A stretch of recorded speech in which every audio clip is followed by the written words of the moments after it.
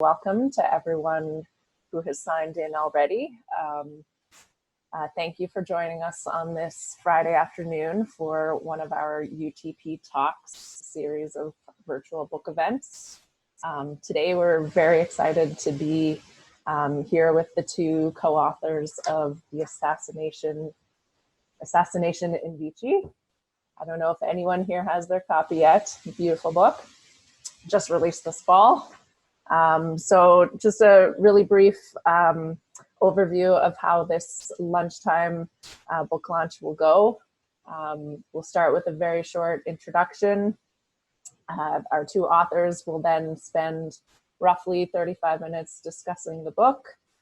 They have some great materials to share with you. And then we're going to save about 10 or 15 minutes towards the end so that people can ask questions.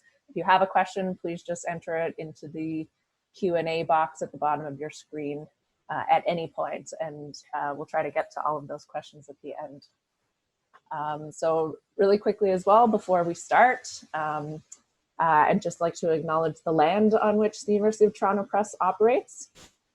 So for thousands of years, it has been the traditional land of the Huron, Wendat, the Seneca, and most recently the Mississaugas of the Credit River. And today, this meeting place is still home to many Indigenous peoples across Turtle Island, and we're very grateful to have the opportunity to work on this land. And I would also now like to introduce our two co-authors of this fabulous book. So with us, we have Gail K.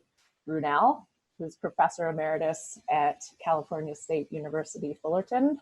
And we have Annette Finley-Crosswhite, who is Professor of History and Director of the Center for Faculty Development at Old Dominion University. So at this point, I'll pass it over to Gail and Annette. Take it away.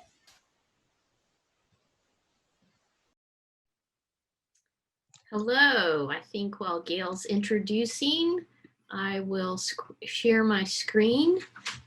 And before I start the PowerPoint, Gail, do you want to say hello?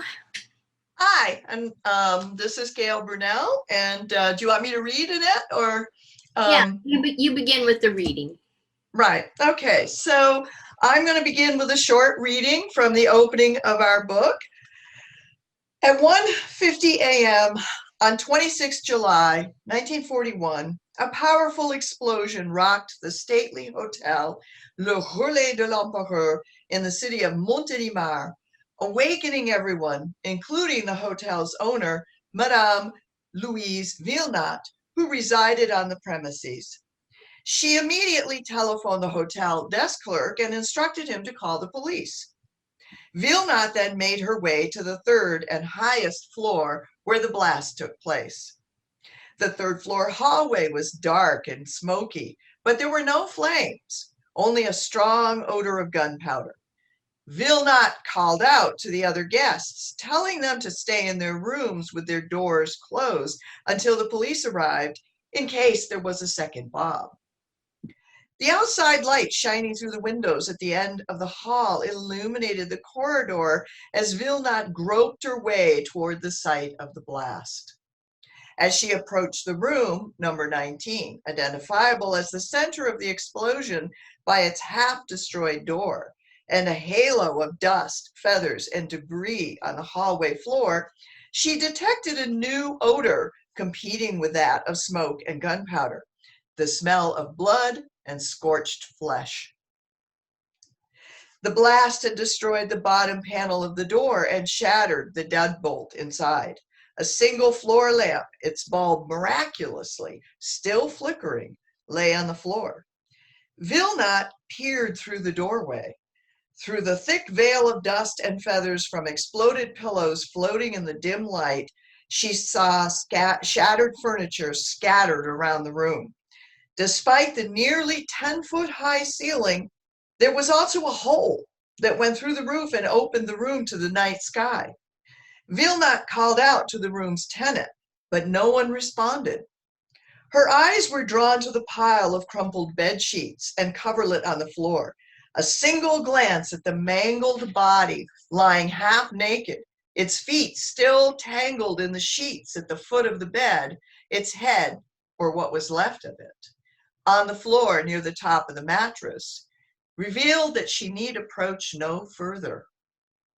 Part of the head, still attached to the body, lay at an unnatural angle. Vilnot screamed, backed out of the room, and stood paralyzed in the hallway. But she was made of stern stuff, the proprietor of a hotel with a responsibility for her guests. She needed to act now.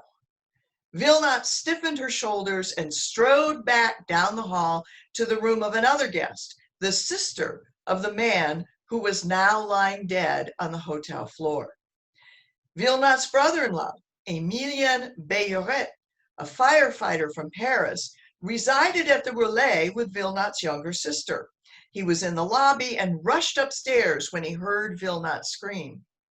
With his firefighter training and military experience, Bayoret knew it was vital that no one enter the crime scene until the police arrived. He phoned a local physician, Dr. Chapuis, the acting city coroner on duty that night.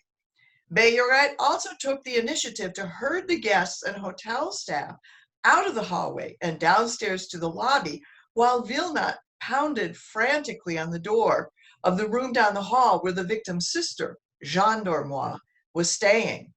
Jeanne emerged, shaking and in tears.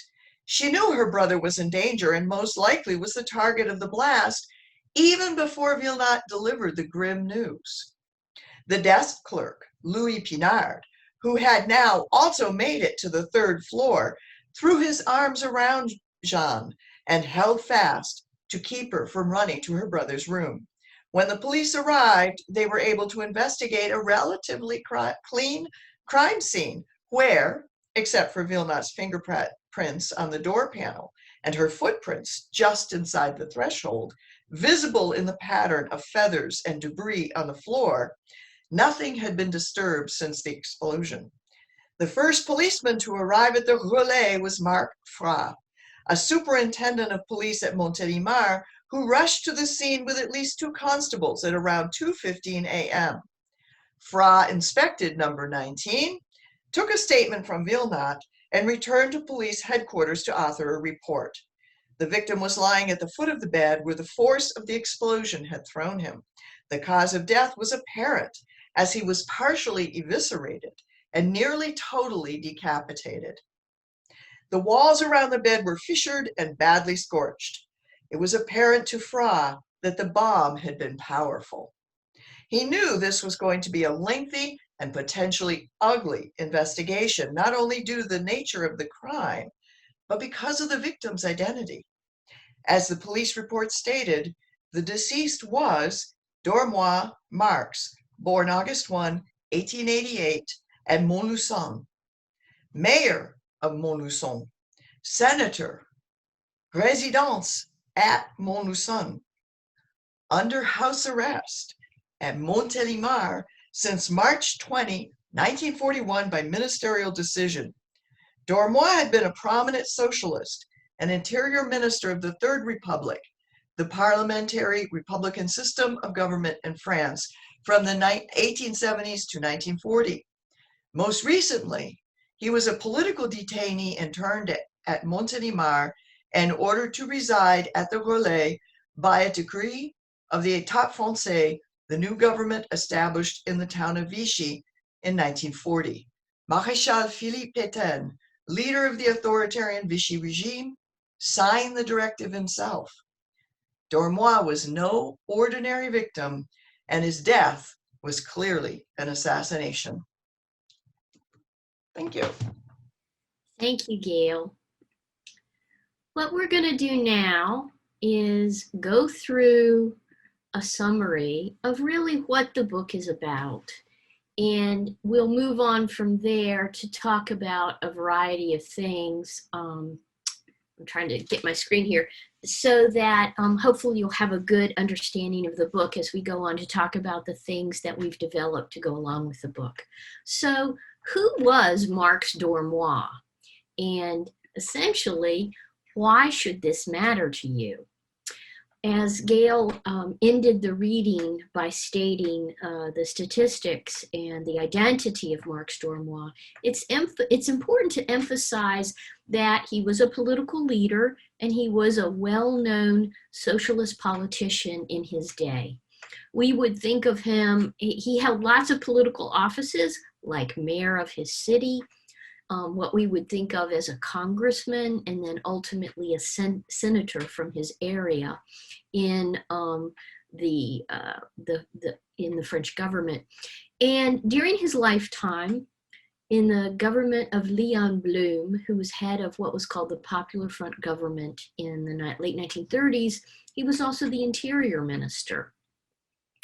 And Mark Stormois, well-known politician, became problematic for the French government of France as it capitulated to the Germans during World War II. So at that point, there was an assembly of political leaders, and a decision was made to vote Philippe Pétain dictatorial powers. And Mark Stormois was one of only 80 senators out of over 600 that voted not to do that, not to vote Pétain dictatorial powers. And that made him a marked man. He was imprisoned right away, as was his colleague and friend Léon Blum. And ultimately, he was under house arrest in a hotel in a town called Montélimar, and that's where he was assassinated. So here you see the picture of his room having been blown up. A bomb was placed under his pillow, and in the very early morning hours of July 26, he was assassinated. So the question then becomes, who killed Mark Stormois and why? Dormoy was assassinated.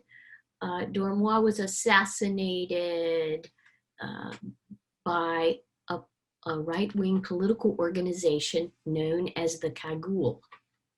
And the Cagoule was a popular name for an organization known as the Comité Secret d'Action Révolutionnaire.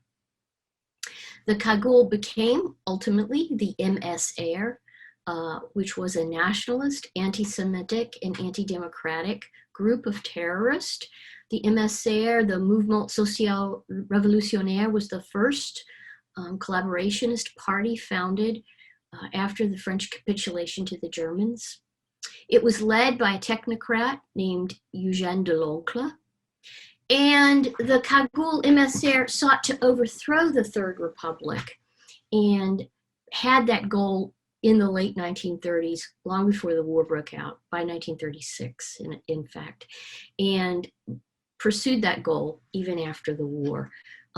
Were successful, really, in helping to lay the foundation to overthrow the Third Republic and claimed victory for that afterwards. This is a picture of Philippe Pétain, and this is the leader of what was called the État Français. Their government was based in a town called Vichy, and so it's often referred to as Vichy France. And here you have the infamous picture of Pétain shaking hands with Hitler at the capitulation. Who killed Mark Stormois? Here are pictures of the assassins. The man on the left, Ludovic Guichard. The man on the right, Roger Moray, who had fought in the Spanish Civil War. And these were really the foot soldiers of more powerful men who plotted and planned the assassination of Mark Stormois. Their company included Yves Mounier, the man on the right, and Annie Moray, the woman on the, Yves is on the left and Annie is on the right. Annie is the one, the men brought the bomb to her room. She was staying in the hotel across the hall from Mark Stormois, so she greatly facilitated his assassination.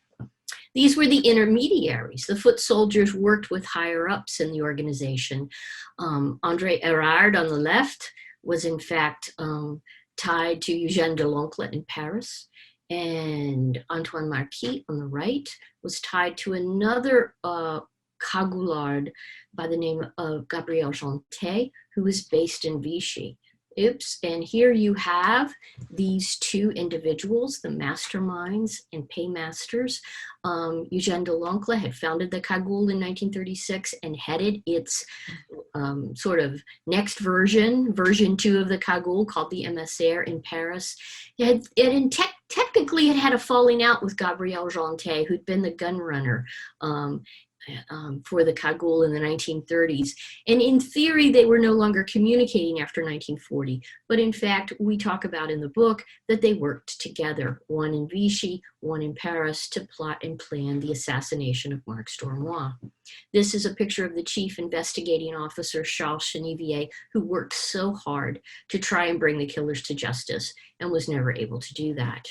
Here's a picture of the statue of Mark Stormois that is in the town of Montluçon, with the question of why should we care? And so if I can summarize very quickly for you some central points we make in the book, perhaps you will understand a little bit about why you should care about the assassination of Mark Stormois. First of all, we want you to know that this is an original work of scholarship. It is a scholarly monograph. It's based on years and years of research, mostly with classified documents. So it is serious scholarship. In terms of the murder itself, the book is a murder mystery. As Gail has read to you the opening, it begins almost like a novel in terms of laying out the assassination and then spending the book solving the murder, so to speak. In terms of what else we do, we lay out the history of the Cagoule, this right-wing terrorist organization. In our earlier book, Murder in the Metro, began our focus on the Cagoule, and we carry it through into World War II with this book, which is very much a sequel to that. We lay out a thesis that ties Dormoy's murder to the extreme right's need to protect Pétain. And why might that be? We argue that Pétain was working with the Cagoule even in the 1930s. And it was clear that people on the extreme right wanted to plot the overthrow of the Third Republic, wanted to plot the overthrow, thus, of the French democratic government.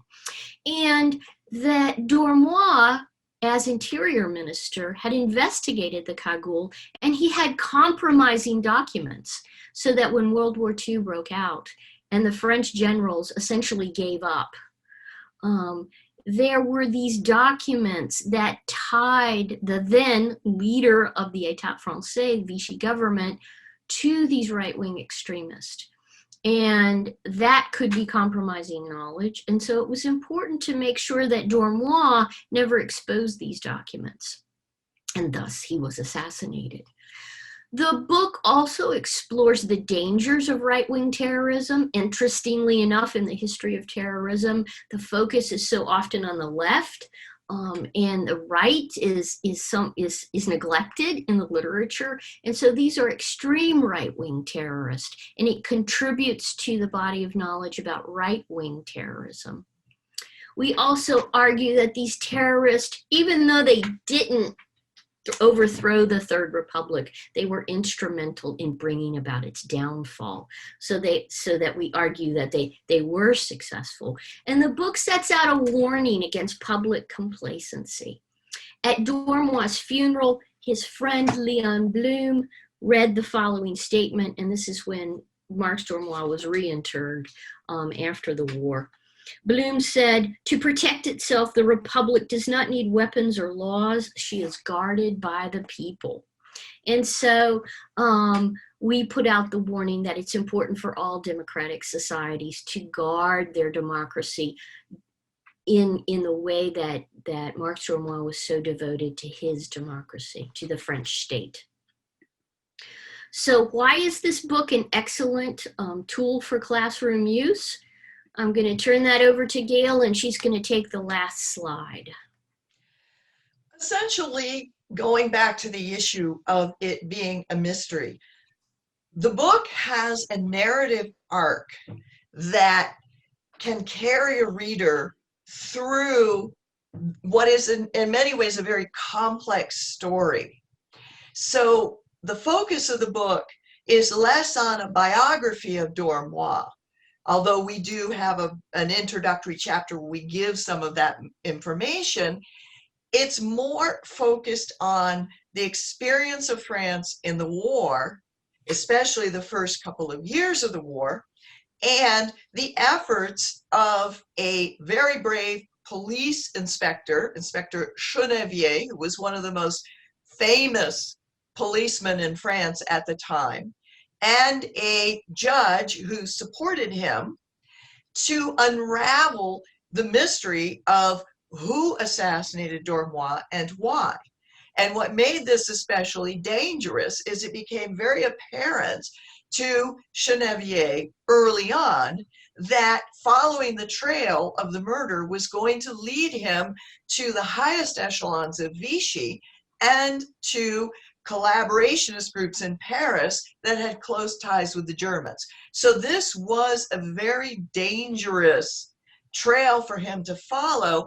And the fact that he and the judge who supported him, Judge Marion, persisted for 2 years and essentially managed to arrest the assassins themselves and to create a trail of evidence that pretty much made it clear where this trail of the murder was going to lead is in and of itself compelling. The book has a compelling narrative arc and compelling characters. So it is a microhistory, but it's a microhistory through which is woven the narrative of World War II in France. And so it contains a great deal of information, a great deal of synthesis from secondary sources, as well as our research with primary sources, many of which, by the way, were classified, and one reason, and some of which still are. One reason why it took so long is because we had to get special permission to see a lot of the material that went into this book. It's considered very politically sensitive precisely because of the ties to Pétain and the post-war trials for collaboration.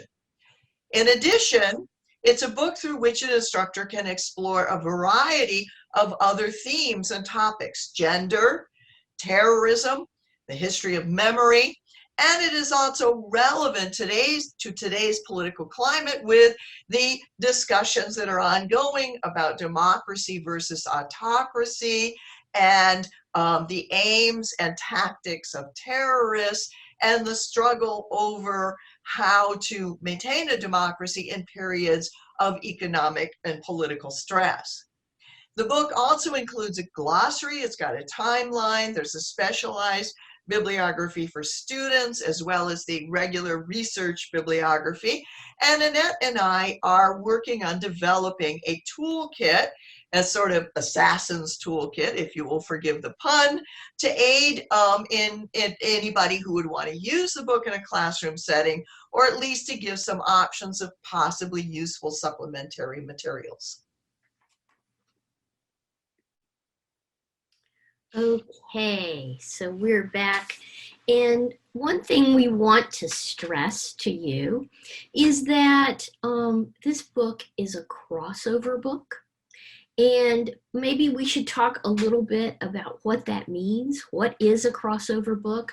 For me, it meant that very early on in my career, I was always frustrated by the fact that scholars would put so much work into a book and then it would be written only for the other 20 or 30 or 40 people in their field who really understood it, and that scholars tend to write in a language and a jargon that is compelling for other scholars, but maybe not compelling for a broad audience. So I can remember being a graduate student many, many years ago, frustrated over the lack of audience for scholarship. And so we wanted to write a crossover book that was academically, scholarly, intense, well-researched, but we wanted to write a book that was well-written for without the jargon of the discipline and in a compelling way so that anyone could read it. And I think we've been successful. Somebody told me just a couple days ago that they picked up the book to finally read it. I'd given them a copy 4 months ago or something and sat down Sunday afternoon and read it all the way through. So it was important for us really to have that crossover sense.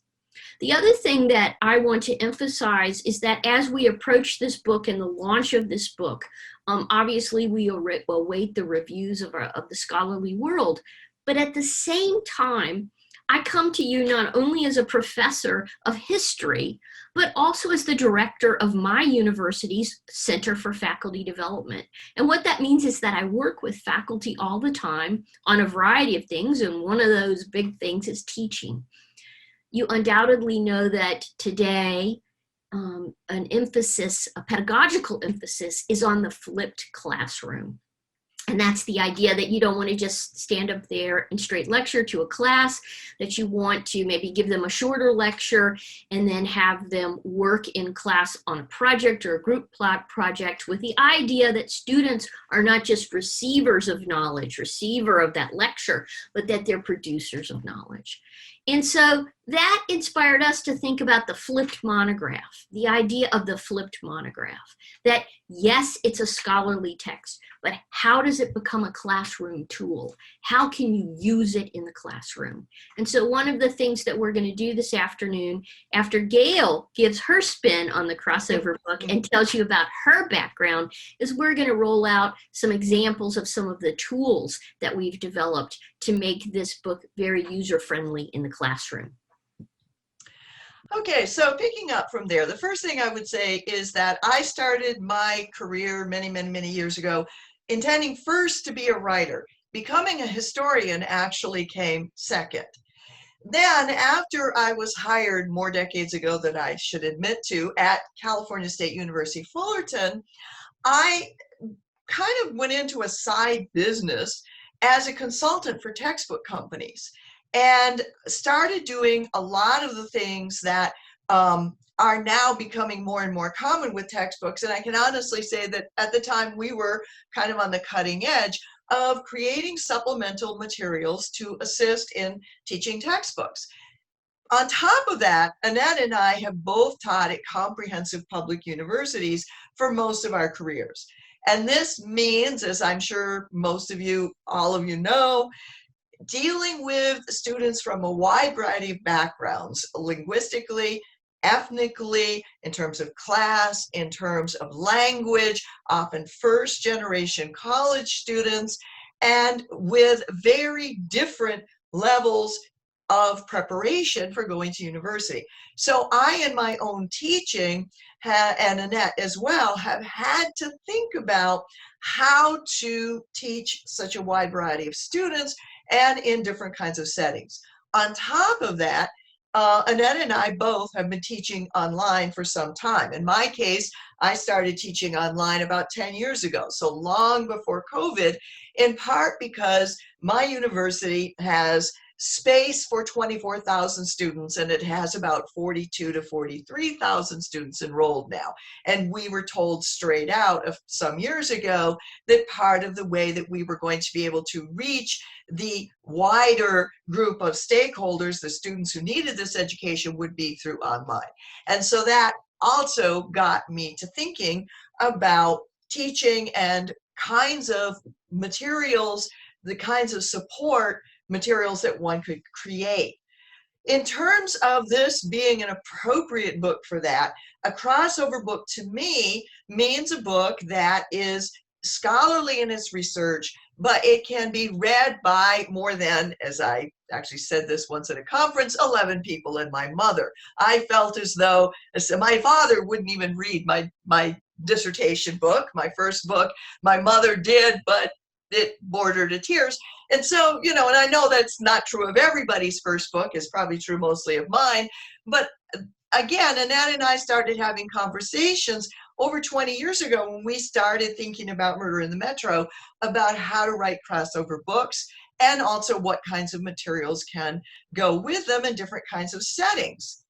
And so, for example, if you're teaching in a traditional lecture discussion or seminar setting, which many people, maybe the majority of people still do, material that is useful there. And I'm going to quickly share screen here to show this, assuming that I can find it. There we go.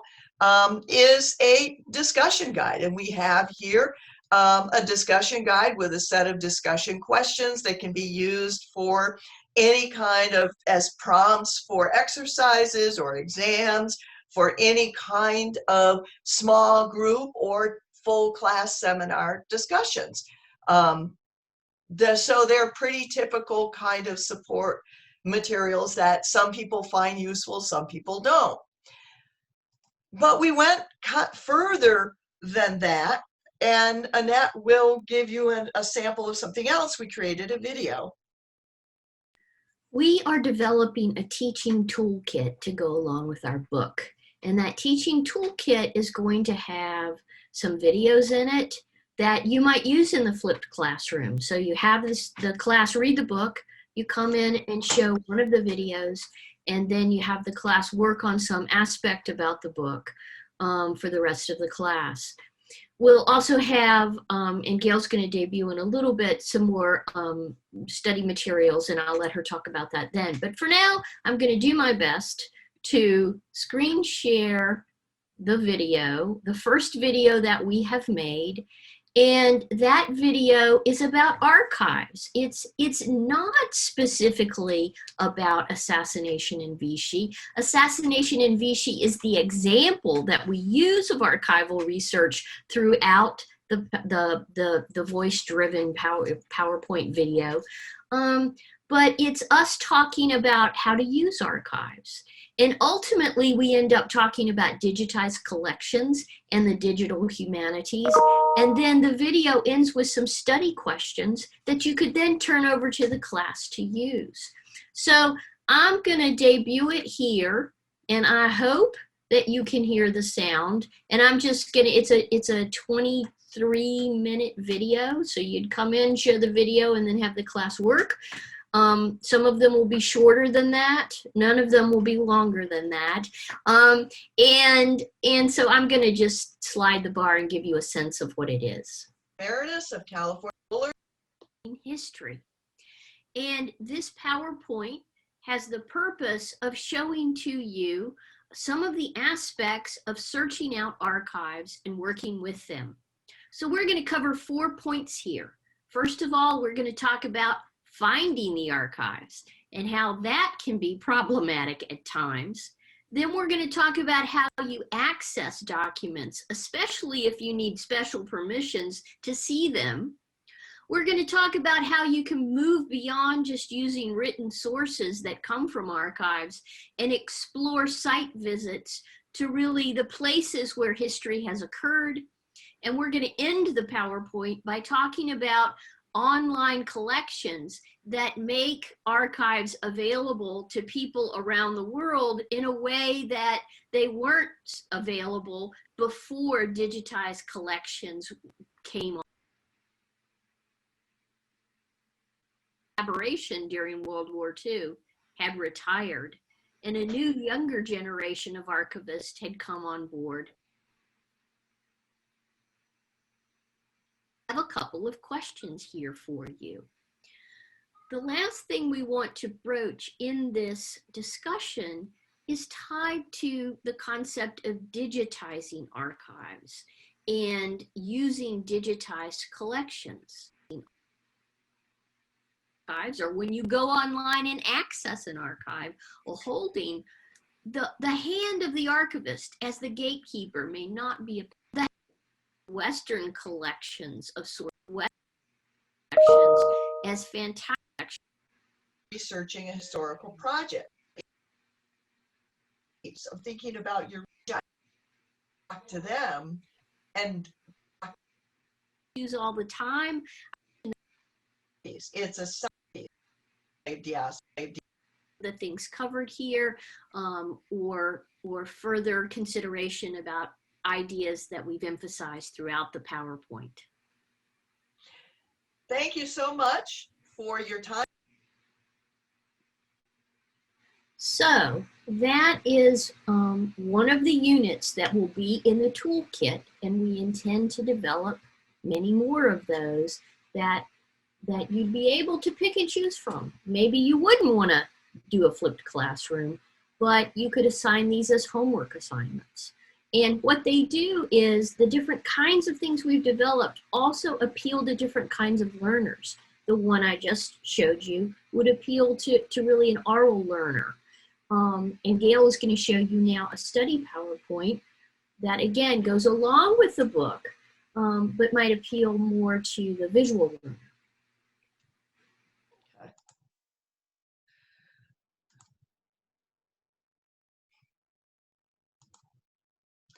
Okay, and what I would emphasize is that our idea here is that the materials that we would create would be thematic.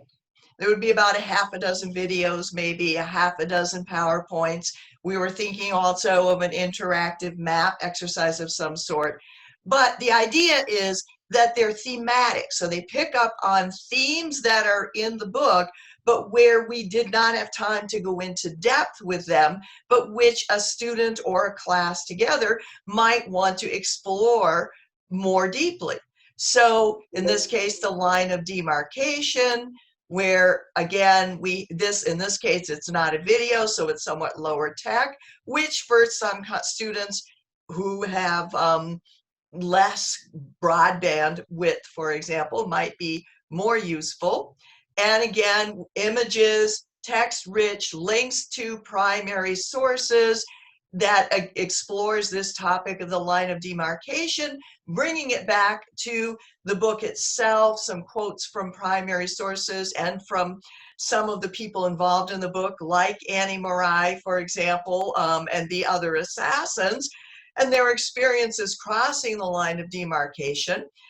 Then talking a little bit about the resistance and the line, and then ending with a couple of exercise prompts and with some suggestions for further reading that again could spur a student or become the beginning point for a student wanting to do some further research, maybe for a research paper or some other kind of project on that topic.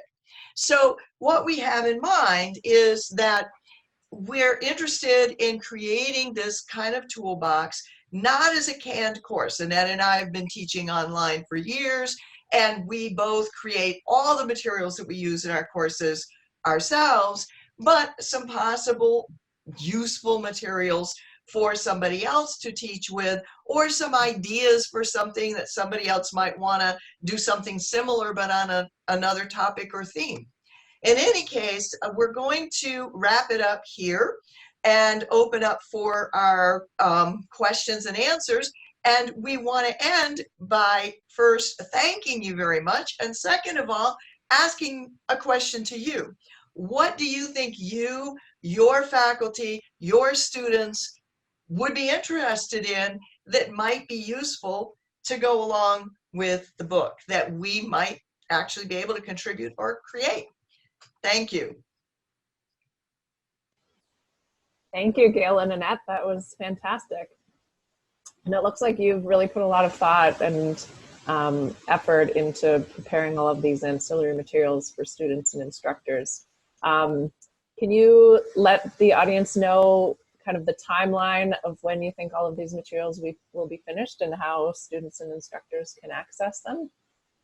I would say that they would be ready for the fall semester. Okay. So we would be working on them between now and then. And basically, that's one reason why we're interested in hearing in this format, or people can email us as to what would be useful, because we have in our own mind some themes to work on that, you know, we kind of would pull out of the book, but other people might have other interests. And the toolkit, we can make it available to the press, or we'll post it on our website, but it'll be accessible to anyone who's using the book. Yeah. Yes, we have our own website called historiesportal.com, and so people can also find out more about us if they want to there. Yeah. Okay. I'll share that URL with everyone in the chat box. So we have a couple of questions that have come in already. But just before we get to those ones, I had a question myself, because I know that the two of you work together very, very well. You're a very dynamic co-authored team, and I mean, you're on different continents. So I would just can you talk a little bit about how you, as two authors working on, in different countries, like how you did this much archival work together, how you shared the research, how you shared the writing process? Sure. Either of you. Well, I mean, I think you start with the fact that we're best friends. So we met in graduate school in 1981. We sat across from each other in the most boring class imaginable. And I guess we kept the class entertained because the two of us were bored out of our minds. So I think, whatever we do, you have to underscore the fact that we've just known each other for so long, and we're just tremendous friends. And so we have a lot of trust in each other. In terms of working together, and I won't hog the show here, I'll let Gail tell you her side of the story, but it took time, I think, to develop those skills. I mean, it first kind of started when I was tenured and exhausted and looking for something different to do. And we had, by accident, both bought the same book on our flights to France at different times, and it referenced this Murder in the Metro. And I remember saying to Gail, I wish we could do something like that. And Gail, who's the more mischievous one, said, well, why can't we? And so we began researching this murder, and then nobody would let us see the archives. And so then I think we both are very determined people, and it's like, if you tell us no, we're just going to do it. So then we became sort of passionate about finding the archives, and then once we found them, we really had to write about it. And it's not easy, in that Gail loves dependent clauses and I love short sentences. So talk about a compromise. But we have to trust each other. And so generally, we will, one person will write a chapter and then the other person will edit it, and vice versa. And then Gail loves to read work out loud to see how it hears.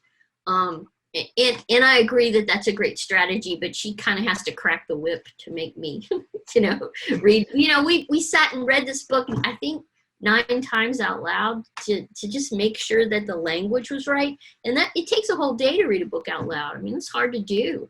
And so it's that, I would say it's the trust and the friendship, the constant editing and re-editing, and, to try and get that one voice. And knowing that it's a heck of a lot of fun. It's the most fun you can have is to write a book with your best friend. And we've done it twice. Well, and it helps to have had adventures together before we embarked on the adventures of writing a book together. We were already used to doing road trips together and doing other kinds of fun things. And so even after the years went by and Annette got married and I moved to California and we had to work over a distance, we would meet up in France to do the research together. And it was important because there were some experiences that were, if not maybe downright scary, were very unsettling, particularly when we were researching Murder in the Metro, because that was earlier and these topics were even more touchy in France than they are now. But I would say also that it does take a lot of compromise, and it does help, bottles of wine do help to relax the atmosphere, but you have to be willing to confront and speak honestly and kind of lower the ego as well, so that you can say, well, my co-author, she's right. That is the best way to go about it. Yes, my sentences do need to be cut, and so I think it took a lot of negotiation, a lot of patience, but it's deeply rewarding. People think about doing history a lot as being lone wolf, but the reality is it doesn't need to be. And having more than one perspective on the book, I think greatly enriched what we were doing in terms of the writing, but also in terms of arguing out different angles of what the evidence meant and coming up with our interpretation.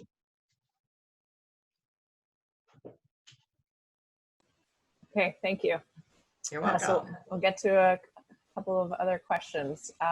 So we have one from Richard asking, with the permission to look at classified documents, were there any unreasonable restraints on publishing? Once you got the permission to look at the documents, there's really not restraints on publishing, because permission to look at the documents does not mean permission to photocopy them or photograph them. So essentially what you have to do is sit there and type very fast and take notes. And after that, there's really no restraint on publication unless you need permission to publish a photo. Where the difficulty is not only getting to look at the documents, but also tracking down where these documents are, because by making their location and their cataloging opaque, it becomes a way to discourage people from looking at them. And I should say that the French government, after the death of Mitterrand, passed a series of laws that opened the archives up enormously.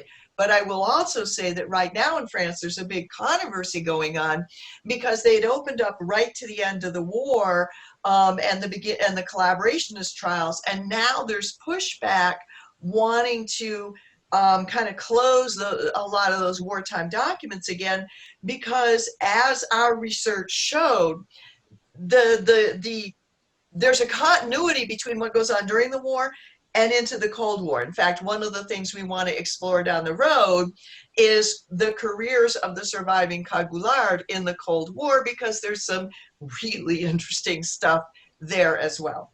But so it isn't always clear, and it also varies from archive to archive. Okay, and we have a somewhat similar question. So this question reads, you touched on the time and sensitivity involved to gain access to the classified documents. Were there any particular moments in this process that surprised you, or a revealing section in a document, heightened restriction, etc.? Oh yeah. Okay, I think we both would have a lot to say there.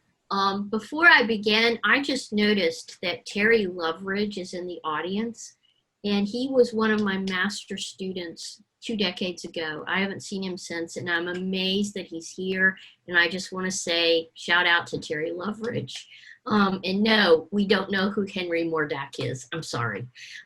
So to go back to the sensitive documentation question. I mean, in a certain sense, we'd have to go back to Murder in the Metro. Again, that was the book before this book. And,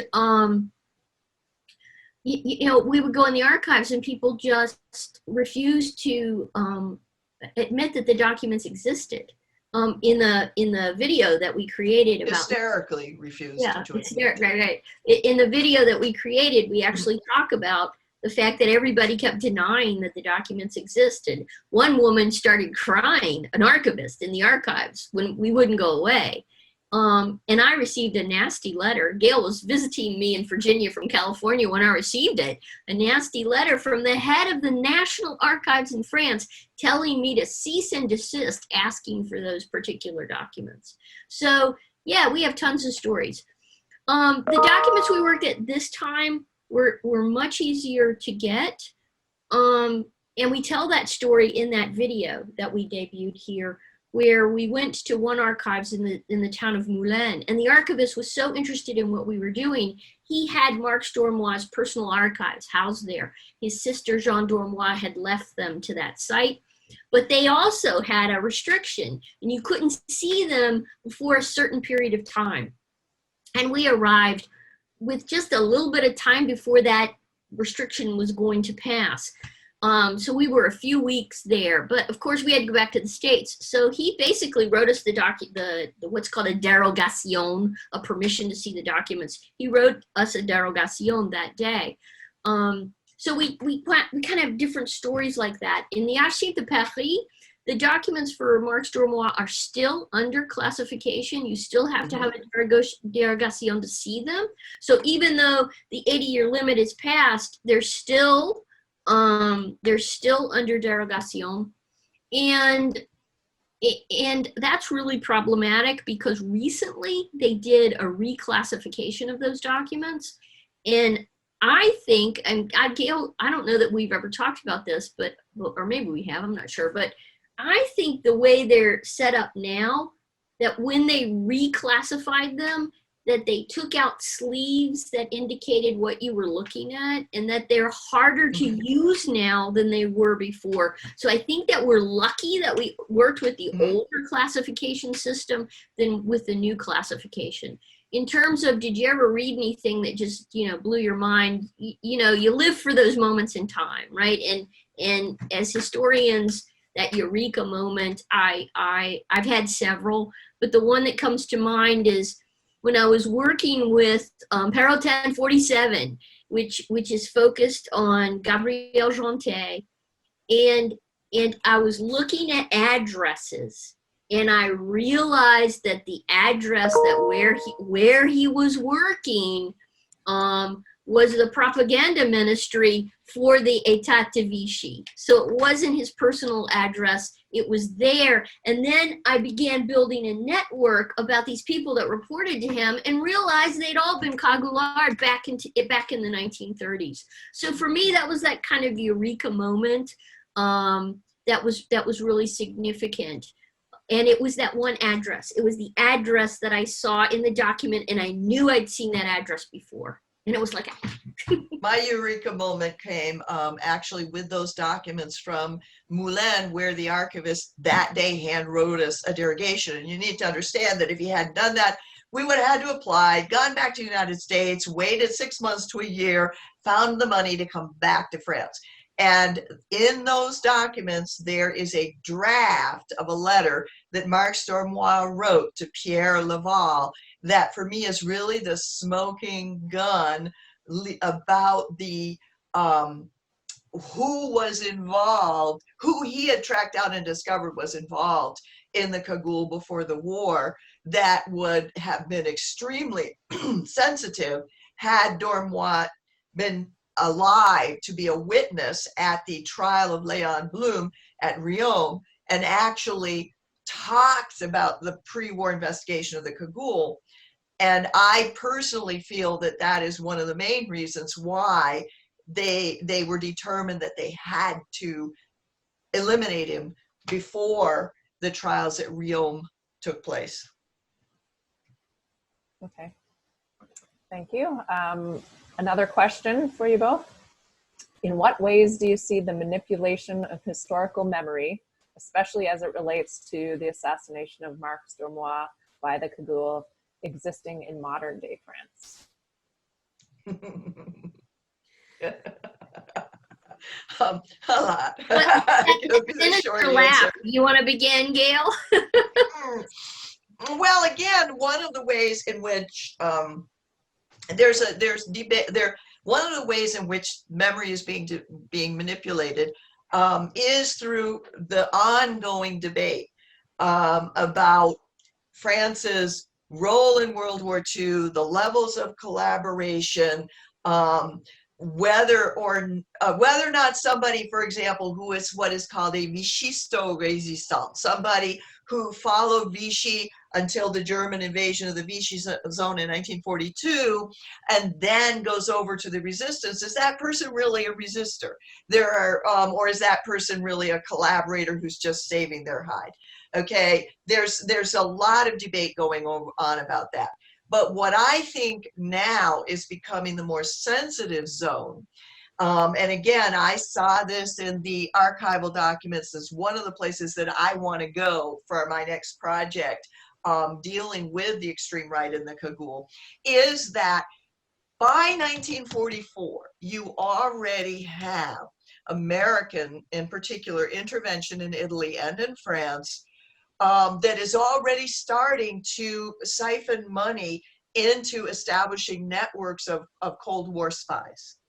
And they are turning, among other things, to people like Roger Moray, who was a spy for Franco during the Spanish Civil War, pretending to be a French communist, infiltrating the Republican side, but really spying for Franco, okay, they try to recruit him at the end of the war. And so there is a whole lot of sensitivity about that.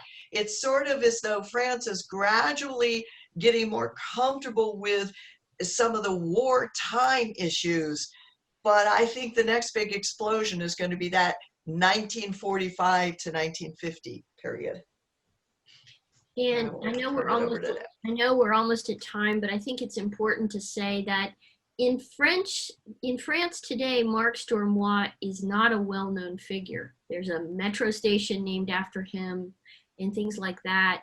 But people, you know, a 20-year-old student is not going to know who Mark Stormois was. And part of that has to do with the fact that if people from another country had killed Mark Stormois and the Germans had killed Mark Stormois, he would have become a martyr. He might then be buried in the Pantheon or something like that. But French people killed Mark Stormois. So it's embarrassing to admit that. So talk about the hiding of memory. Let's not even go there. 2 Americans write a book on Mark Stormois. There is no serious scholarly text. There's a couple of biographies on Mark Stormois and a more popular biography. But a book like this should have been written by the French, but no, it's the Americans, because it's embarrassing to admit that. And the second thing I would say is those right-wing extremists that got away with so much before, during, and after World War II. Those right-wing extremists, when I think about the fact that the Cagoule in 1941, soon after the murder of Mark Stormois, they bombed 7 synagogues in Paris. We wrote an article about that. It's in Holocaust and Genocide Studies. And yet, nobody wants to admit that. Nobody wants to admit that the French bombed synagogues, right? So there's a lot of, you know, all societies have histories that they should be ashamed of, that they're embarrassed by. And the history of Mark Stormois falls into those areas. Okay, thank you so much, Gail and Annette. We're at our time limit, but just a couple of quick things. There are some amazing comments that have been coming through in the chat, in addition to the Q&A box. I don't know if you've had a chance to see them, but lots of people talking about just how readable this book is, how it really reads like that murder mystery, and you just can't put it down. So I recommend to all of those on the call, if you don't yet have your copy, you can purchase it through University of Toronto Press. You can purchase it through your favorite indie, bookshop.org, Amazon, anywhere. If you're an instructor teaching any somewhat relevant course, like, definitely be in touch with the University of Toronto Press. We can get you an exam copy. It sounds like there's lots of great materials coming for students and instructors, so we'll do our best to make sure that all instructors and students have access to those. For those who didn't make it to the very end of this discussion, the video recording will be available for all attendees, registered attendees afterwards. We'll share it on YouTube as well. So again, thank you so much, for Gail and Annette, for spending this time with us, and thanks to everyone who attended. Thank you. Thank you. We really appreciate it.